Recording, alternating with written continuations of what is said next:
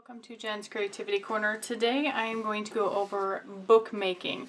Now, we're not going to necessarily make a super professional book, and this isn't going to be completely comprehensive just because there are a lot of different styles and techniques, but this is just a beginner's guide, and for those who want to dabble in it, just learn some basics. So I'm just grabbing a regular book because I think most of us don't really just think of the way a book is constructed. But the basics, obviously you've got your paper, but if you look at it, if you look up close, you will see that there are multiple sections to books. These are called signatures. That's the basic building block of books. And if you open it up, look up close again, you'll see in books that you've got these little divots. Depending on how tightly bound it is, they might be hidden a little bit better than others. But that's where there is stitching. It's where they are sewn together. Sometimes there is adhesive used, and then we've got the cover. We've got the inner cover that combines the harder outer cover to the signatures.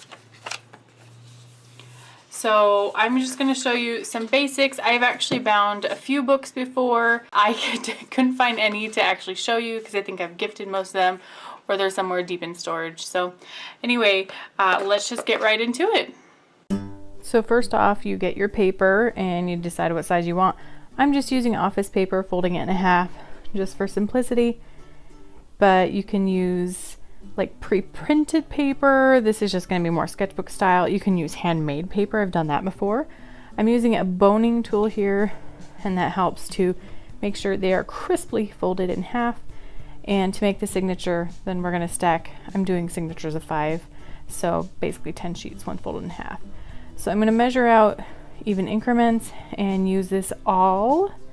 It's a little punching tool, so it really gets it at a dent, and then I carefully punch it all the way through to make the holes for sewing.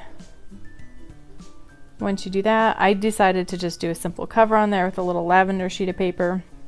Probably cardstock would be better than just regular, but it depends on your use. I've got some waxed thread here, and I use about 3 times the length. And this particular one, I'm going to start from the middle. You leave a little tail on the inside. Make sure not to pull that all the way through because you'll need it to tie it off. And here we're going to do some basic sewing. So I go up a little above and pull that taut while holding the other end so it doesn't pull through. And then you're weaving it up through and then going back. If I was a better sewer, I would know what this was called. If you know, comment down below, help me out here, but it's just a basic stitch. You're weaving back and forth, so eventually the thread is on the outside and on the inside through each hole, and it's a good secure binding until you get back to that middle, and you're going to tie it off nice. You don't want it to be too bulky. And there you have a super simple DIY notebook. You see the nice stitching there. I didn't do exactly even. I kind of did some bigger spaces in the middle. We're going to call that artistic. But it's really fun, and you can just decorate it how you want. You can see the inside there. Not really a way to hide the knot this way, but as you can see, just like inside of a book, it's got those little divots. And feel free to decorate it, stamp it, do whatever you want. And of course, again, you could have like printed out a design on there and use that for your own cover. Now, there are lots of different ways, like I mentioned, of doing books, or especially stitching. There's like Coptic stitching, kettle, Japanese. There's all these different ways of doing it. But I'm going to start off with my first of 3 signatures. And I'm actually using thin fabric, like just regular sewing thread, just because that's a lot easier to work with and less bulk. And then I'm going to tie it off at the top. This is, I don't remember the name of the technique, but it is a little bit modified, probably mostly because of user error, but hopefully you still get the idea from looking at the pictures here. Let me slow it down just a little bit so you can see maybe a little better. So in the first signature we did our basic stitching, but to get the second one attached to the first one, you are going to take and poke it through the hole, feed it through to the next hole, and then loop it underneath and around. I'm going to slow that down just a little bit more so you can see. And you're doing this on each stitch and then feeding it back through the exact same hole. So I'm putting the thread underneath the stitch and around. And then I'm going to put it back through the hole that it just came out of. I'll show it to you one more time in regular speed. So this time you're not actually getting a full stitch on the back side. So out,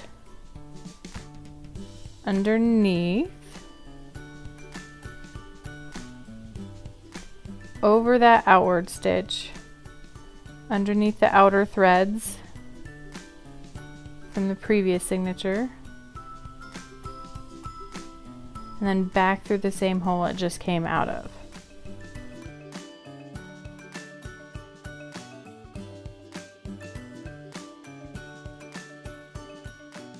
At the very end, you don't really have a way to go around the stitch like before, but you're still going to go over the top. And then just like before, we're adding on a third signature. You're going to continue by looping that through, or poking that through the next signature, going through there. Once you're through that hole, we're going to poke it down underneath. And it actually is helpful to use like a curved needle at this point because it's a little bit trickier trying to get the needle underneath those other taut threads. So I'm looping it underneath, poking it back through, going through the next hole, and just back and forth. If your thread is too long, it can be a beast to not get so tangled, especially if it's not wax thread. But this is just, I don't know, a simple process. Sorry if I didn't get maybe the best angle, but I hope it does make sense. If you need any clarification, like I said, there are a lot of resources out there. This is just a basic thing to show you. This is a really fun hobby. I forgot how fun it is to do bookbinding. Like, it's simple. Of course, you can go buy a notebook, but this is a really fun thing. It's a beautiful thing to actually look at a book and you made it, not a machine. So anyway, getting past the nostalgia, I like to reuse things. So I actually have some denim from some pants that are no longer good for wearing. And you could do this with like leather scraps, but this is a way I can use denim since I'm not a huge sewer. So I'm not quilting with it like I want to. Anyway, so I'm cutting it out to shape. And it's just going to be a little casual like drawing journal, like I said. Cutting it to size with a little bit of a flap. And then it's probably best to throw it in the washer and dryer a couple of times, then it gets out any of the thread that's going to pull off of it. But I decided just to distress it myself a little bit, and I think it'll be just fine. It's not like it's going to get roughed up too much, but there's a little bit that comes out. So from here, I am going to just go on the inside through the middle stitch. Again, pull it through most of the way, but not completely. And this is actually the tricky thing about fabric, is you can't use the awl. So draw a line on the inside where you're going to have your spine, so you can reference that when you're poking the needle back up. Otherwise, it is going to be all sorts of wonky and loose, because you can't just poke a hole in it like you would an awl, because that hole's not going to show. So we are just going to do a simple stitch through this, just one weaving back and forth like we did with the single signature, because that's what this basically is. I'm using the middle of the middle signature on this just to bind it. Like, it's not gonna, you know, be roughed up that much. So I am doing that. And a really fun thing is, if you want to do like beads, you can just add the beads when you're on the outside, add on a couple beads, and then keep sewing, and it'll just become part of the design. I like the simplistic look of just the contrasting thread here. So I'm going to give it a good double knot, cut the one end close, and then actually take the long end. I intentionally cut it much longer than I needed. You're going to pull that through the center, and then that is going to be part of what you use to fasten this.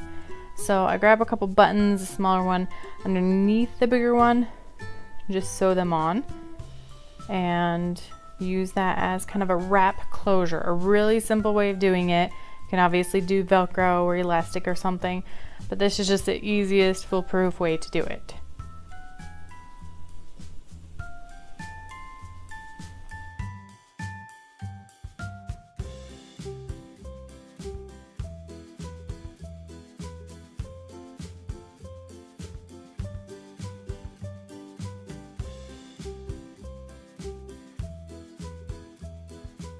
So this is my all-time favorite aesthetically, and just it's a really great beginner easy approach to take.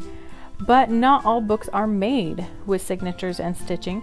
Example here, you don't see the little divots, these are just glued. So I have tried my hand at this a couple times. I'm gonna go through this pretty darn quick because it is not a passing grade. Of course, this is a really tiny book to even try this approach on. This is a double fan method. So you bend it over and you glue up the ends. Now, professional bookmakers everywhere are cringing because I'm using the wrong kind of fabric to bind them together, and I'm just using school glue instead of like acid-free PVA glue. But it's kind of the principle of it, just to give you a little bit of an overview.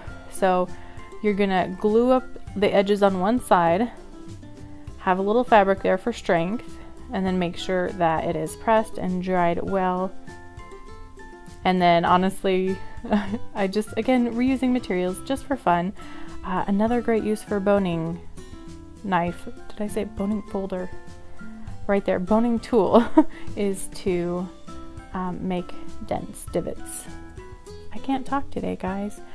Anyway, gluing it down, I'm making myself a cover. Yeah, I'm using wrapping paper, nothing too fancy, just for fun.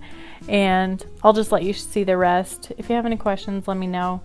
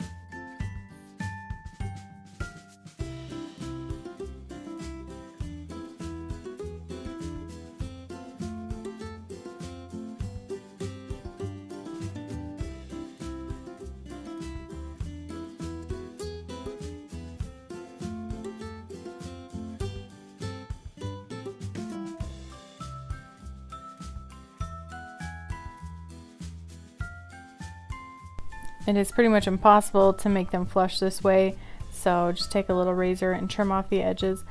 All things considered, it's a fun book. I am a long way from learning this technique, though it seems like it should be easy. Just glue the pages together and make a cover, but it's a lot trickier than just eyeballing it with a pair of jeans and a sewing needle. So anyway, I pressed it out good, and it's a little wrinkly from the glue. It's a little cracked on the edges, but you know, what you're gonna do. If you are interested in dabbling in this, there's this kit that I got. So this has 4 different kinds of wax thread. We've got needles, straight needles, and also I forgot to put back in there the curved needles that came in the kit. We've got pencil for measuring, a knife or blade, scissors, thimble, brush for the glue, binding clips, the boning tool, and also a ruler. Thanks so much for joining me here as I showed you those 3 different techniques. If this has piqued your interest and maybe something you want to dabble with, feel free to purchase one of these boxes. I added it to my Amazon shop, and just go ahead and jump right in. So thank you for joining me.